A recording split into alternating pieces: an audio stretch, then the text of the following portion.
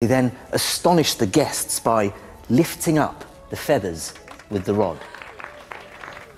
He then went on to charge himself up using one of Hawksby's electrical machines and gave the guests electric shocks, presumably to squeals of delight.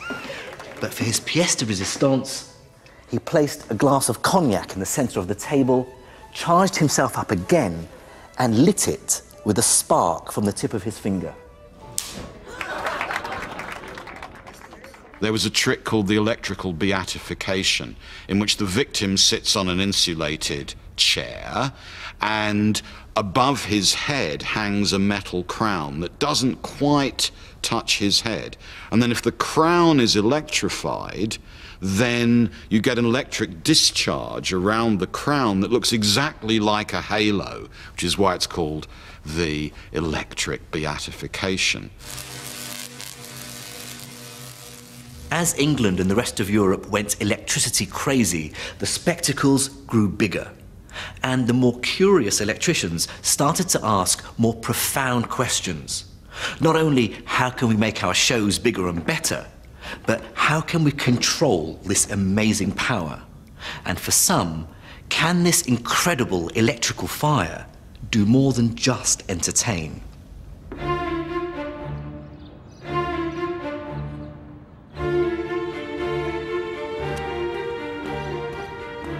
One of the first early breakthroughs would never have happened had it not been for a terrible accident.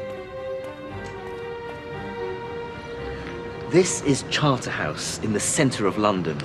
Over the past 400 years, it's been a charitable home for young orphans and elderly gentlemen. And sometime in the 1720s, it also became home to one Stephen Gray. Stephen Gray had been a successful silk dyer from Canterbury. He was used to seeing electric sparks leap from the silk, and they fascinated him. Unfortunately, a crippling accident ended his career and left him destitute. But then he was offered a new life here at Charterhouse, and with it, the time to perform his own electrical experiments.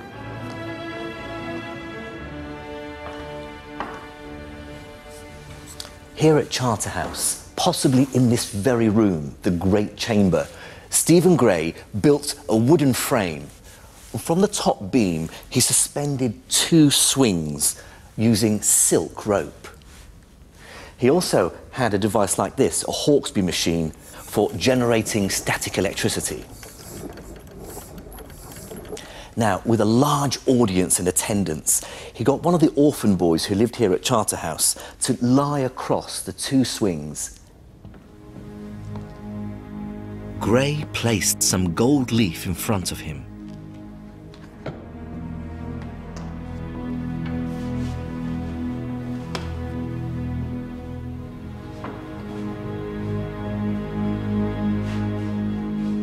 He then generated electricity and charged the boy through a connecting rod.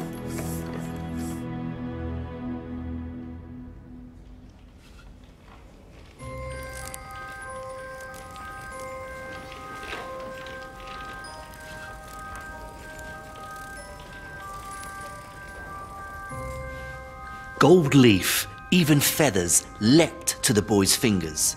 Some of the audience claimed they could even see sparks flying out from his fingertips. Show business indeed.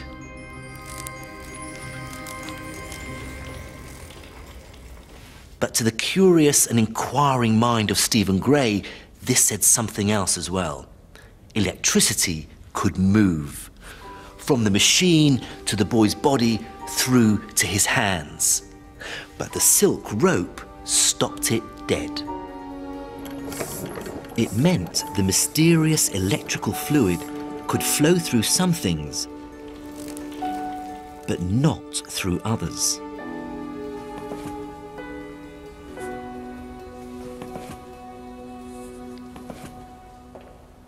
It led Gray to divide the world into 2 different kinds of substances. He called them insulators and conductors. Insulators held electric charge within them and wouldn't let it move, like the silk or hair, glass and resin, whereas conductors allowed electricity to flow through them, like the buoy, or metals. It's a distinction which is still crucial even today. Just think of these electric pylons. They work on the same principle that Gray deduced nearly 300 years ago. The wires are conductors. The glass and ceramic objects between the wire and the metal of the pylon are insulators that stop the electricity leaking from the wires into the pylon and down to the earth. They're just like the silk ropes in Gray's experiment. Back in the 1730s, Gray's experiment may have astounded all who saw it, but it had a frustrating drawback. Try as he might, Gray couldn't contain the electricity he was generating for long. It leapt from the machine to the buoy and was quickly gone. The next step in our story came when we learnt how to store electricity. But that would take place not in Britain, but across the Channel in mainland Europe.